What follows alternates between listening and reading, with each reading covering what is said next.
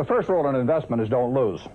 And the second rule in investment is don't forget the first rule, and that's all the rules there are. I mean, if you buy things for far below what they're worth, and you buy a group of them, you basically don't lose money.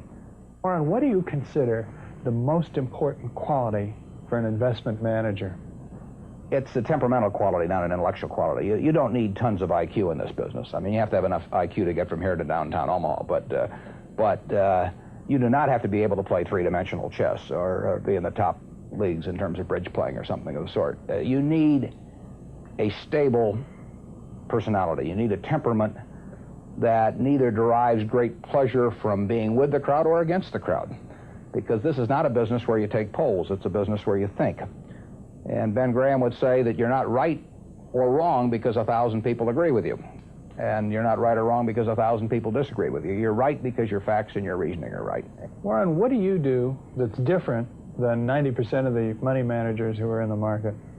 Certainly most of the professional investors focus on what the stock is likely to do in the next year or two, and they have all kinds of arcane methods of approaching that, but they do not really think of themselves as owning a piece of a business. The real test of whether you're investing from a value standpoint or not is whether you care whether the stock market is open tomorrow. If you're making a good investment in a security, it shouldn't bother you if they close down the stock market for 5 years. All the ticker tells me is the price. Yeah. And I can look at the price occasionally to see whether the price is outlandishly cheap or outlandishly high. But prices don't tell me anything about a business. Business figures themselves tell me something about a business, but the price of a stock doesn't tell me anything about a business. I would rather value a stock or a business first and not even know the price, so that I'm not influenced by the price in establishing my valuation, and then look at the price later to see whether it's way out of line with what my value is. How can you stay away from Wall Street? Well, if I were on Wall Street, I'd probably be a lot poorer. You get overstimulated in Wall Street, and you hear lots of things, and you may shorten your focus, and a short focus is not conducive to long profits. And here I can just focus on what businesses are worth.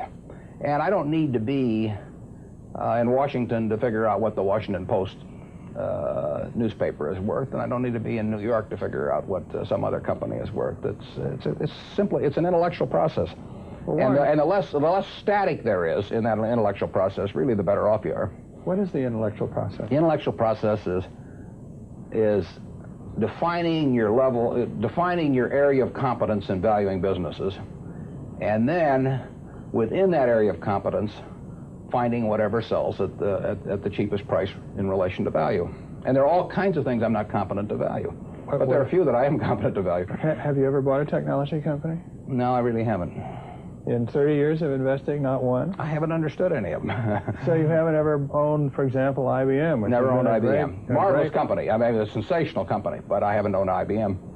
And so here is this technological revolution going on, and you're not going to be a participant. Gone right past me. Is that all right with you? It's okay with me. I don't have to make money in every game. I mean, I don't know what cocoa beans are going to do. There are all kinds of things I don't know about, and that may be too bad. But why should I know all about them? I haven't worked that hard on them. In the securities business, you literally every day have thousands of the major American corporations offered to you at a price that changes daily, and you don't have to make any decisions. You have to make nothing is forced upon you. So there are no called strikes in the business. The pitcher just stands there and throws balls at you, and if you're playing real baseball and it's between the knees and the shoulders, you either swing or you get a strike called on you. If you get too many called on you, you're out. In the securities business, you sit there and they throw U.S. Steel at 25 and they throw General Motors at 68, and you don't have to swing at any of them. They may be wonderful pitches to swing at, but if you don't know enough, you don't have to swing. And you can sit there and watch thousands of pitches, and finally you get one right there where you want it, something that you understand, and then you swing. And so you might not swing for 6 months. You might not swing for 2 years. Isn't that boring?